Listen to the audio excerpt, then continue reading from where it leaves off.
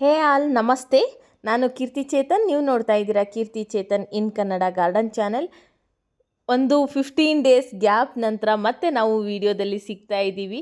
Summer holidays ಅಲ್ವಾ, ಹಾಗಾಗಿ ಸಣ್ಣದೊಂದು ಗ್ಯಾಪ್ ತೊಗೊಂಡೆ. ಈಗ ನಮ್ಮ ಗಿಡಗಳ ಬಗ್ಗೆ ಮತ್ತೆ ತಿಳ್ಕೊಳ್ತಾ ಹೋಗೋಣ. ಇವತ್ತು ಮೊಳಕೆ ಬಂದಿರುವಂತಹ ಆಲೂಗೆಡ್ಡೆಯನ್ನು ಯಾವ ರೀತಿ ನಾವು ಬಳಸಬಹುದು ಅಂತ ಹೇಳಿ ತಿಳಿಸ್ಕೊಡ್ತಾ ಇದ್ದೀನಿ.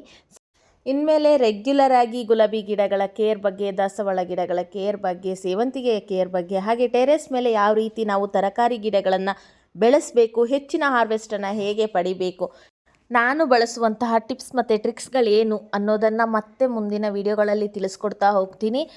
ಎಂದಿನಂತೆ ಮತ್ತೆ ನಿಮ್ಮ ಗಾರ್ಡನ್ ಕನೆಕ್ಷನ್ ಹಾಗೇ ಇರಲಿ. ಸ್ಟೇ ಕನೆಕ್ಟೆಡ್, ಸಬ್ಸ್ಕ್ರೈಬ್ ಮಾಡ್ಕೊಂಡಿರಿ. ವಿಡಿಯೋ ಇಷ್ಟ ಆದರೆ ಲೈಕ್ ಮಾಡೋದನ್ನು ಮರಿಬೇಡಿ. ಹೆಚ್ಚಿನ ಡ್ರ್ಯಾಗ್ ಮಾಡದೇ ಮುಖ್ಯವಾಗಿ ಇವಾಗ ಆಲೂಗೆಡ್ಡೆಯನ್ನು, ಮೊಳಕೆ ಬಂದಿರುವಂತಹ ಆಲೂಗೆಡ್ಡೆಯನ್ನು ಯಾವ ರೀತಿ ಬಳಸಬೇಕು ಅನ್ನೋದನ್ನು ತಿಳ್ಕೊಳ್ಳೋಣ. ಮೊಳಕೆ ಬಂದಿರುವಂತಹ ಆಲೂಗೆಡ್ಡೆಯನ್ನು ತಿನ್ನಬಾರ್ದು ಅಂತ ಸ್ವಲ್ಪ ಜನ ಹೇಳ್ತಾರೆ. ತುಂಬ ವರ್ಷಗಳಿಂದ ತಿಂದಿದ್ದೀವಿ, ನಮಗೇನು ಆಗೇ ಇಲ್ಲ ಅಂತ ಹೇಳಿ ಇನ್ನೊಂದು ಸ್ವಲ್ಪ ಜನ ಕೆಟಗರಿ ಹೇಳ್ತಾರೆ. ಸೊ ಇದು ಎರಡರ ಮಧ್ಯದಲ್ಲಿ ನಮ್ಮದು ಇನ್ನೊಂದು ಕೆಟಗರಿ. ಮೊಳಕೆ ಬಂದಿರುವಂತಹ ಪಾರ್ಟ್ಸ್ನಾದರೂ ಕಟ್ ಮಾಡಿ ಎಸಿತೀವಲ್ವ. ಸೊ ಆ ಮೊಳಕೆ ಬಂದಿರುವ ಪಾರ್ಟ್ಸನ್ನು ಕಟ್ ಮಾಡಿ ಎಸಿಬೇಡಿ, ಅದರಿಂದ ಮತ್ತೆ ಆಲೂಗೆಡ್ಡೆಯನ್ನು ಬೆಳೆಯೋಣ ಅಂತ ಹೇಳೋಕ್ಕೆ ಹೊರಟಿರೋದೇ ನಾವು. ಸೊ ಯಾವುದೇ ಎಕ್ಸ್ಟ್ರಾ ಪಾಟಿಂಗ್ ಮಿಕ್ಸ್ ಬೇಡ, ಹೆಚ್ಚಿನ ಗೊಬ್ಬರಗಳ ಸುರಿಮಳೆ ಬೇಡ, ಏನೂ ಬೇಡ. ತುಂಬ ಈಸಿ ಆ್ಯಂಡ್ ಸಿಂಪಲ್ಲಾಗಿ ಒಂದು ಸರ್ತಿ ನಟ್ಬಿಟ್ಟು ಅದರ ಕಡೆ ತಿರುಗಿ ನೋಡ್ದೇ ಇರೋ ರೀತಿ ಯಾವ ರೀತಿ ಆಲೂಗೆಡ್ಡೆ ಬೆಳೆಸಬೇಕು ಅನ್ನೋದನ್ನು ಈ ವಿಡಿಯೋದಲ್ಲಿ ತಿಳಿಸ್ಕೊಡ್ತಾ ಇದ್ದೀನಿ. ಇದು ಹೆಚ್ಚಿನ ಪ್ರಮಾಣದಲ್ಲಿ ಬೆಳೆಯೋರಿಗೆ ಅಲ್ಲ, ಕಡಿಮೆ ಪ್ರಮಾಣದಲ್ಲಿ ಪಾಟ್ಗಳಲ್ಲಿ ಬೆಳೆಯುವಂತಹ ಟೆರೆಸ್ ಗಾರ್ಡನ್ ಮಾಡುವಂತಹ ನಮ್ಮಂಥವ್ರಿಗೆ ಇದು ತುಂಬ ಯೂಸ್ಫುಲ್ ಆಗುತ್ತೆ. ಮೊಳಕೆ ಬಂದ ಆಲೂಗೆಡ್ಡೆಯನ್ನು ನಾರ್ಮಲ್ ಆಗಿ ನಾವೇನು ಮಾಡ್ತೀವಿ, ಮೊಳಕೆ ಬಂದಿರೋ ಪಾಟ್ಸ್ನಾದರೂ ಕಟ್ ಮಾಡಿಬಿಟ್ಟು ಉಳಿದಿರೋ ಆಲೂಗೆಡ್ಡೆಯನ್ನು ಬಳಸ್ತೀವಿ. ಸೊ ಆ ಕಟ್ ಮಾಡಿರೋ ಪಾರ್ಟ್ಸನ್ನು ಎಸೆಯೋದಕ್ಕೆ ಹೋಗಬೇಡಿ, ಅದನ್ನು ಮತ್ತೆ ರೀಗ್ರೋತ್ ಮಾಡೋಣ. ನೋಡಿ, ನಾನು ಮೊಳಕೆ ಬಂದ ಆಲೂಗೆಡ್ಡೆಯಲ್ಲಿ ಅದ್ರ ಜೊತೆ ಸ್ವಲ್ಪ ಆಲೂಗೆಡ್ಡೆ ಇರೋ ರೀತಿ ಕಟ್ ಮಾಡ್ಕೊಂಡಿದ್ದೀನಿ. ನನಗೆ ತಕ್ಷಣಕ್ಕೆ ನಡೋದಕ್ಕೆ ಟೈಮ್ ಆಗಲಿಲ್ಲ, ಹಾಗಾಗಿ ನಾನು ಅದನ್ನು ಒಂದು ಪ್ಲೇಟಲ್ಲಿ ಇಟ್ಬಿಟ್ಟು ಸ್ವಲ್ಪ ನೀರು ಹಾಕಿ ಇಟ್ಟಿದ್ದೆ. ಆ ಮೊಳಕೆ ದೊಡ್ಡದಾಗ್ತಾ ಇತ್ತು. ಸೊ ಇಲ್ಲೊಂದು ವಿಡಿಯೋ ಕ್ಲಿಪ್ಪಿಂಗ್ ಮಿಸ್ ಆಗಿದೆ, ಸಾರಿ, ಕ್ಷಮೆ ಇರಲಿ. ನಾನು ಆ ಮೊಳಕೆ ಬಂದ ಆಲೂಗೆಡ್ಡೆಯನ್ನು ಆಲ್ರೆಡಿ ಇರುವಂತಹ ಒಂದು ಪಾಟ್ನಲ್ಲೇ ಹಾಕಿದ್ದೆ. ಆದರೆ ಇಲ್ಲಿ ಮಣ್ಣು ಸ್ವಲ್ಪ ಉದುರುದ್ರಾಗಿರಬೇಕು, ಅಂದರೆ ಅಂಟಂಟು ಇರಬಾರ್ದು.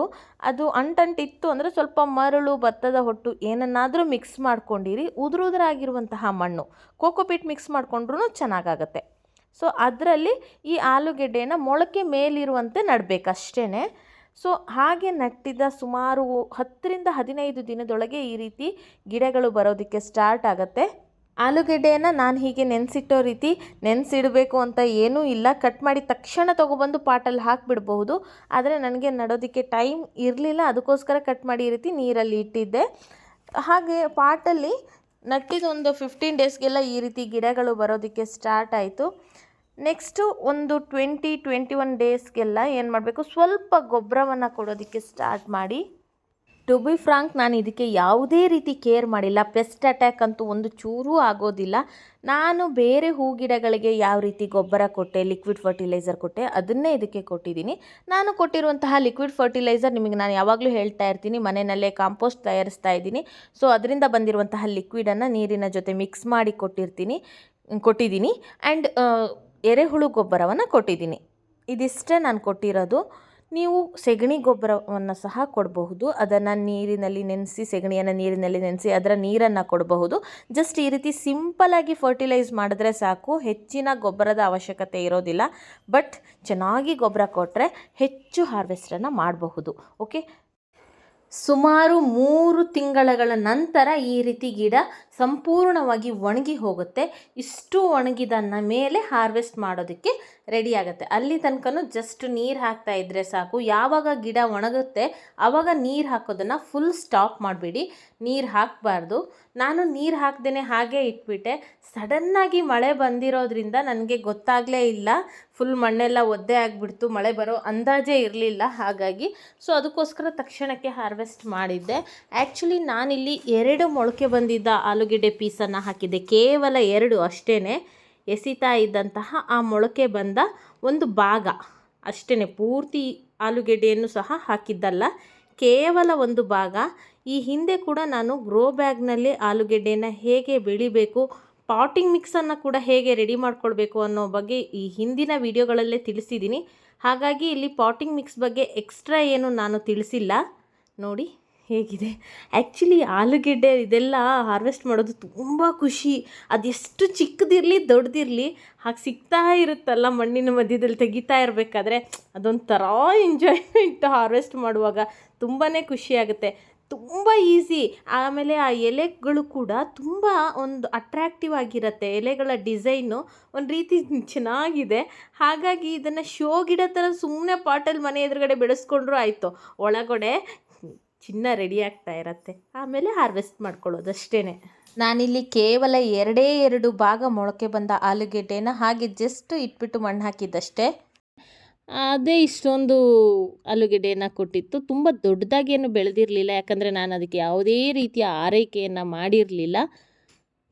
ಸೊ ಏನು ಸಿಕ್ಕಿದೆಯೋ ಅದ್ರ ಬಗ್ಗೆ ತುಂಬ ಖುಷಿ ಇದೆ, ಯಾಕಂದರೆ ಅದು ಎಸಿತಾ ಇದ್ದ ಆಲೂಗೆಡ್ಡೆಯ ಮೊಳಕೆಯಿಂದ ಸಿಕ್ಕಿರೋದು ಅಲ್ವಾ. ಹಾಗಾಗಿ ನೋಡಿ ಆಲೂಗೆಡ್ಡೆ ಪೀಸ್ ನಡಬೇಕಾದ್ರೆ ಇತ್ತಲ್ಲ ಅದು. ಚಾನೆಲ್ನ ಒಂದು ಸರ್ತಿ ವಿಸಿಟ್ ಮಾಡಿ ನೋಡಿ. ತುಂಬಾ ವೆರೈಟಿಯಾಗಿರ್ತಕ್ಕಂತಹ ತರಕಾರಿ ಗಿಡಗಳನ್ನು ಹೇಗೆ ಟೆರೆಸ್ ಮೇಲೆ ಬೆಳೆಸಬೇಕು, ಹಾಗೆ ಹೂ ಗಿಡಗಳಿಗೆ ಕುರಿತಂತೆ ಸಾಕಷ್ಟು ವಿಡಿಯೋಗಳಿದೆ. ಒಂದು ಸರ್ತಿ ಚಾನೆಲ್ನ ವಿಸಿಟ್ ಮಾಡಿ ನೋಡಿ, ನಿಮಗೆ ತುಂಬಾ ಇನ್ಫಾರ್ಮೇಷನ್ ಸಿಗುವಂಥದ್ದಿದೆ. ಒಂದೇ ಒಂದು ಸರ್ತಿ ನೀವು ಮೊಳಕೆ ಬಂದ ಆಲೂಗೆಡ್ಡೆಯನ್ನು ಕಟ್ ಮಾಡಿ ಪಾಟಲ್ಲಿ ಹಾಕಿ ನೋಡಿ ಏನಾಗುತ್ತೆ ಮ್ಯಾಜಿಕ್ ಅಂತ ಹೇಳಿ. ನೀವು ತುಂಬಾ ಖುಷಿ ಪಡ್ತೀರಾ. ಯಾವುದೇ ರೀತಿಯ ಅನುಭವ ಇದರಲ್ಲಿ ಬೇಕಾಗಿಲ್ಲ. ಜಸ್ಟ್ ಮಣ್ಣೊಂದು ತುಂಬ ಅಂಟಿಲ್ಲದೆ ಇರೋ ರೀತಿ ನೋಡ್ಕೊಂಡ್ರೆ ಸಾಕು.